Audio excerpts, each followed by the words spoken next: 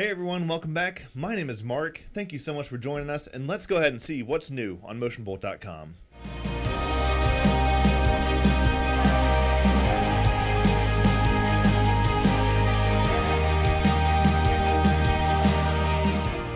Now the first thing you'll notice, as I mentioned in the last episode, we got these t-shirts. So the new logo here, which is casting a nice shadow on it from my key light there, never mind that. It's the same logo you're seeing on the screen there, so no big deal.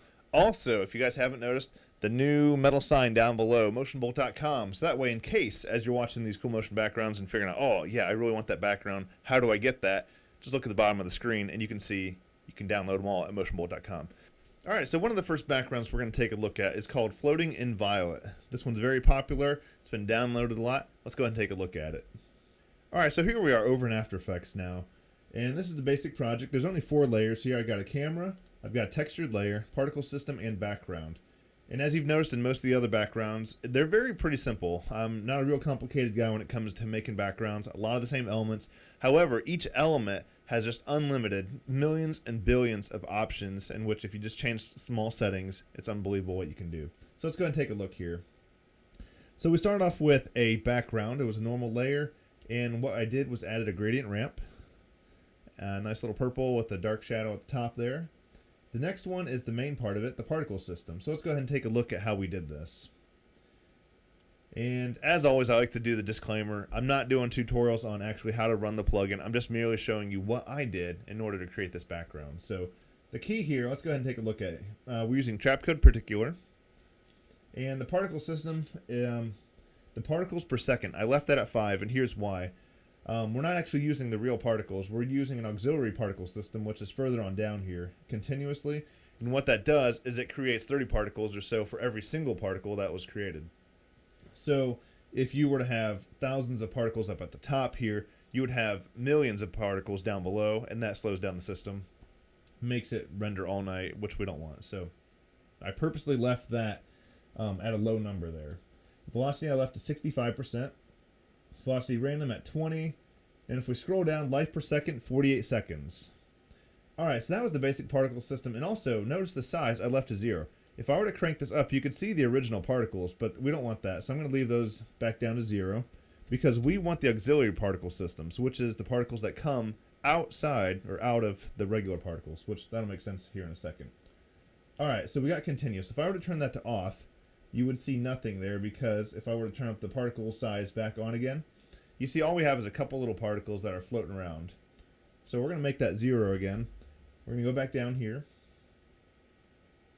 and we're going to turn that from off to continuously. Alright, so how did we get them to look like they do now? First of all, we're going to change a couple settings here. Particles per second, we changed that to 75. So mind you, I have 5 particles at the top. Each particle is emitting 75 particles per couple seconds here. And I have the life per second at almost 300 seconds, so however many minutes that would be. They're on there a long time. That's how you see so many particles on the screen here. The size is set to 0.8. If we go down to physics and fluid, we can go down to turbulent position, and I've got that cranked up to 140. If we were to turn that to 0, here's what that would look like. They'd almost be straight lines with just a little bit of motion in there. But we turn that way up, and that gets that random motion there. Next thing we did was we added a texture in the background there. That kind of creates a very cool look. I have this camera layer here, which I was fooling around some options. I don't think it actually affected the final outcome, but I had a camera on there, which I was fooling around some depth of field stuff earlier, but I think I'm just going to leave that the same for now.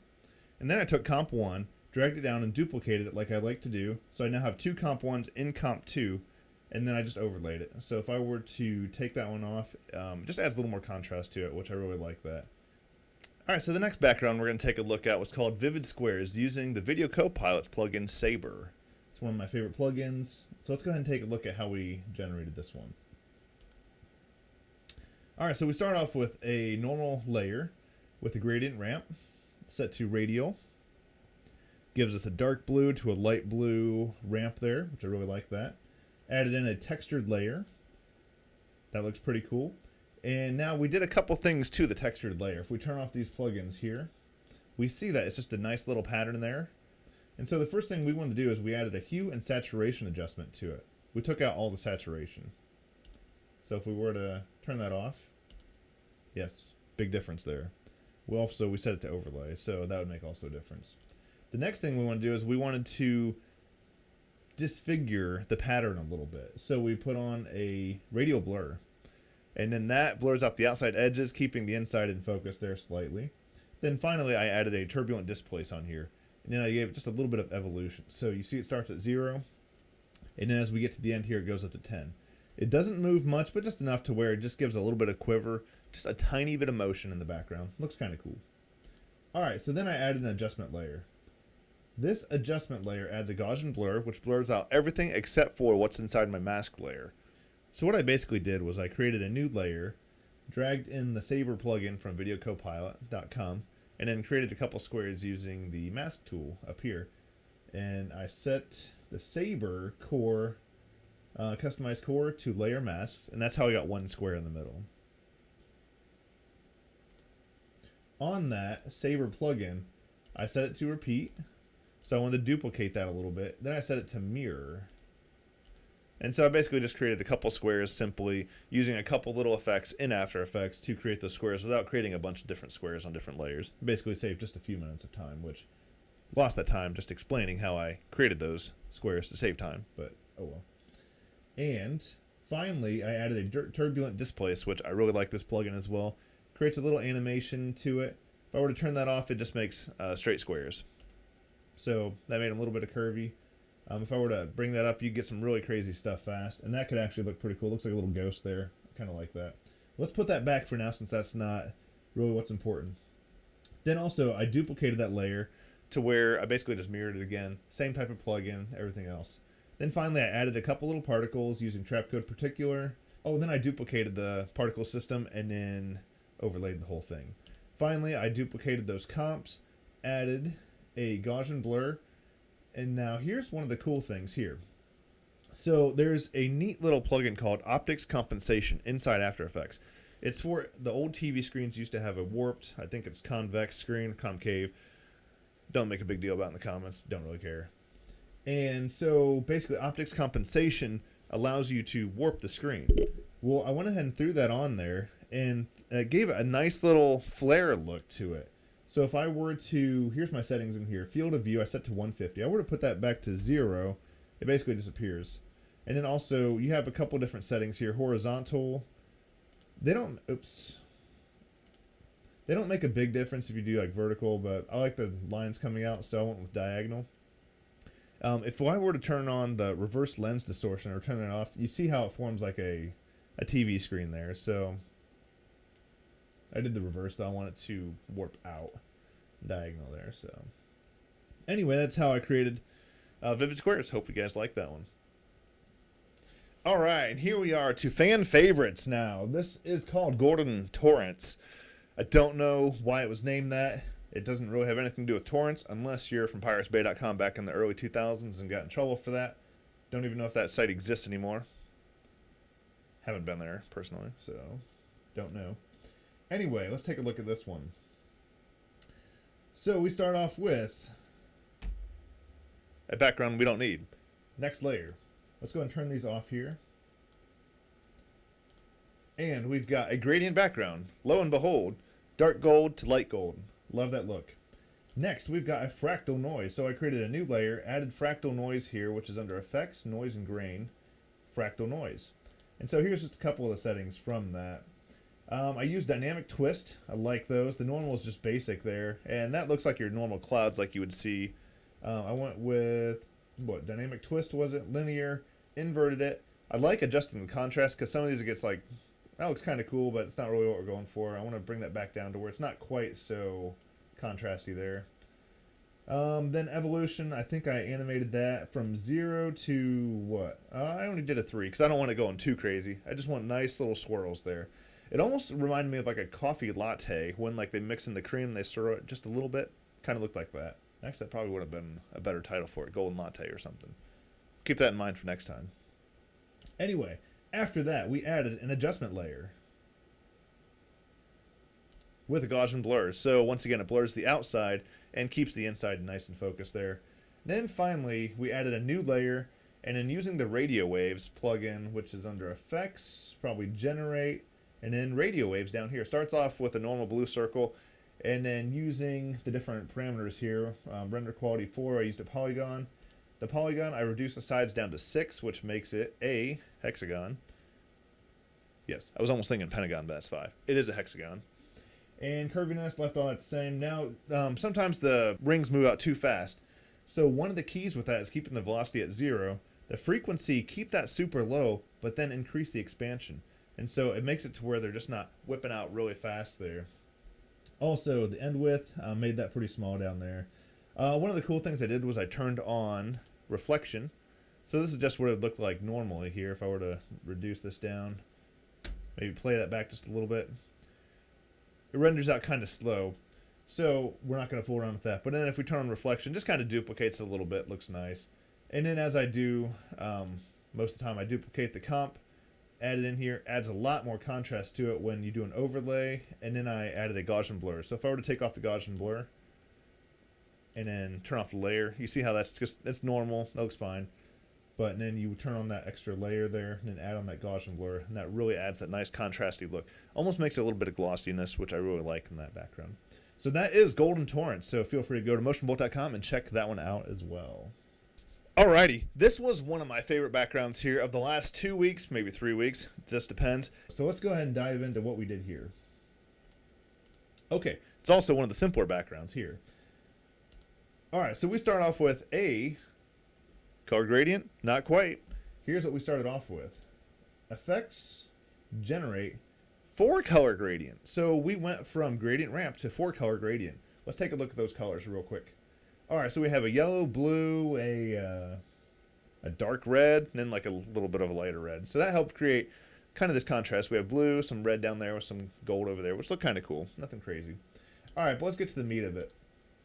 So now we have this background here. This is all just using Trapcode particular. And so here's a couple of the settings here.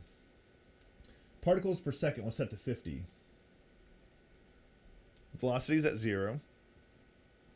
Like the background we did earlier, floating in violet, a lot of it was under the auxiliary particle system settings here. This was kind of just creating up the basic particle systems themselves. So I think the size...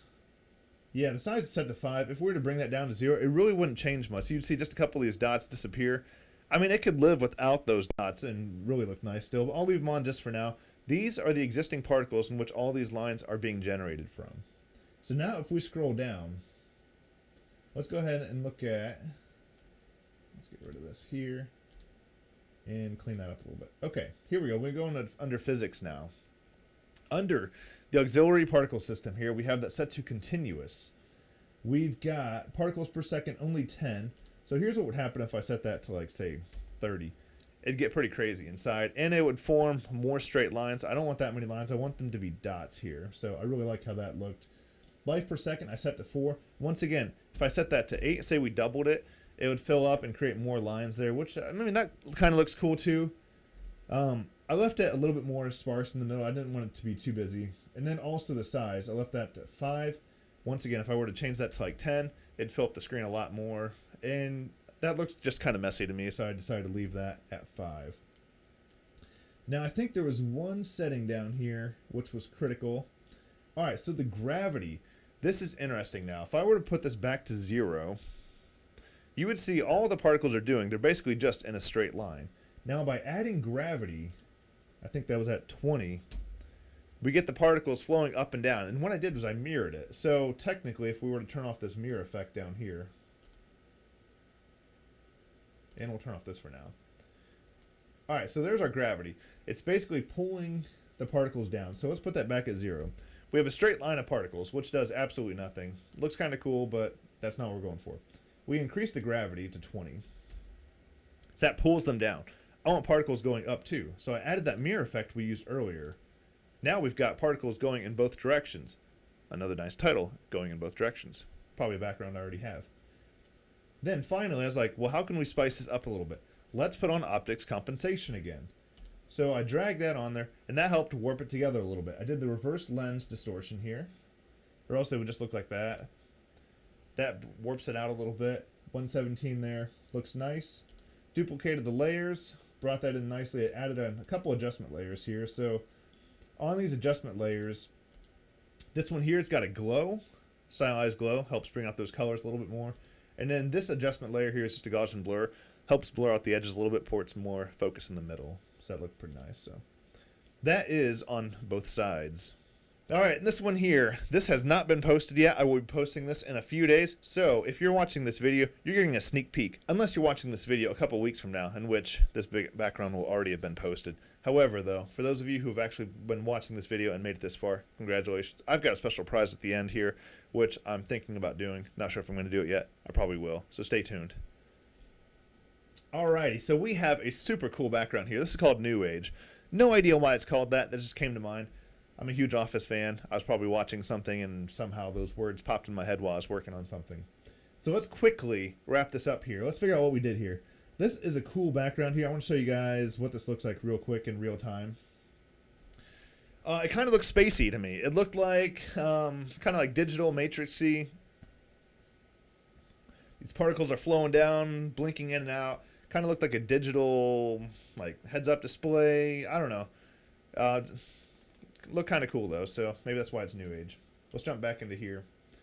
Alright, let's turn off the layers and see what we got here. We start off with a 4-color gradient again. Love these colors here. These really created the blues, the purples, and the pinks there. Looked really nice. 4-color gradient right there. Okay, let's go ahead and take a look at what we got here. So basically I've got 3 particle systems here. These are all just duplications of the original one here. So let's go ahead and just turn this on to normal here, and we'll take a look at what we got here. Alright, particles per second is set to 300 here. We've got no velocity. We've got a life of 6 seconds. Here's what that would look like if I set it to 12.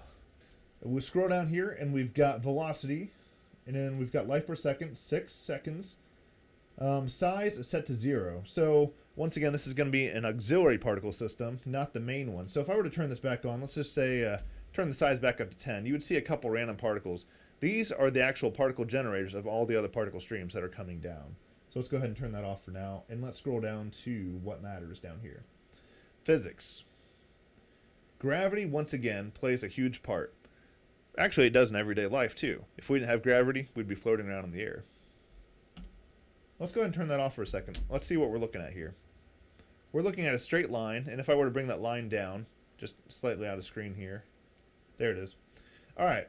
So let's go ahead and put that back, though. So we have just particles in a straight line like we did earlier for that last background we looked at.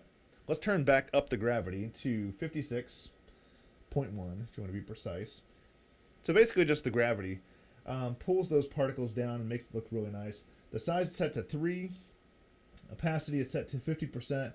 And then the life per second, this is critical here, is set to 0.5 right here.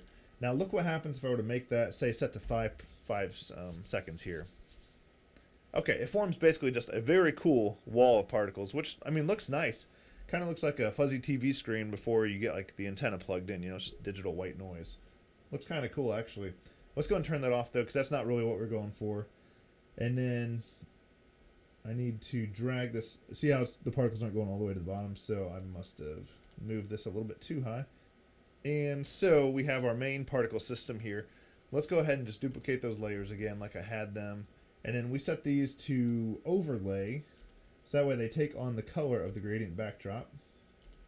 The last and final layer is the optics compensation one up here again. So I've added optics compensation, set the field of view to 96, did a reverse lens distortion, because once again it would make it look like that. This warps it out towards you, and then increase that to a high number there. Then duplicated the comp, and then set it to overlay. So if I were to take that one off, you kind of see what that would look like. Just adds in a little more contrast to it. Alright, and that is all I've got for this episode of MotionBolt.com. Go to the website and you can download all these backgrounds here. They're on the homepage here. Floating in Violet, the Vivid Squares one, the Golden Torrance. Got this another one here. I didn't do a tutorial on this one here, but that one's kind of cool. New Age there, which I'm going to be uploading that very soon. So feel free to check those out.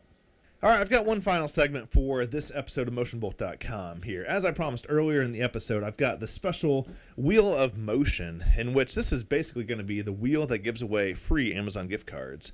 So here's how you can get your $25 Amazon gift card. I'm going to be handing away one, hopefully every episode, maybe one every other episode, depends. I don't make much money off the site, but when I do, I like giving it back.